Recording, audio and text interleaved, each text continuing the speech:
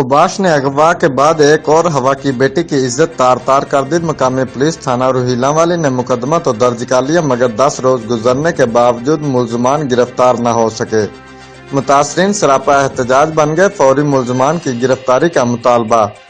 تھانہ روہیلہ والی کی حدود جھنڈے والی کی رہائشی محمد بلال والد غلام فرید نے پولیس کو درخواست گزاری، جس میں موقف اختیار کیا کہ میں میری 14-15 سالہ بہن ساجدہ بی بی شام کے وقت نزدیک باندھے جانور کھولنے جا رہی تھی کہ راستے میں کھڑے مہر محمد آصف کھوت نے اپنے دیگر 2 نامعلوم ساتھیوں کے ہمراہ زبردستی کار میں ڈال کر لے گئے اور رات بھر نامعلوم مکان پر جاتی کا نشانہ بناتے رہے۔ اگلے روز میری بہن موقع پر پا کر وہاں سے فرار ہو گئی اور گھر پہنچ گئی۔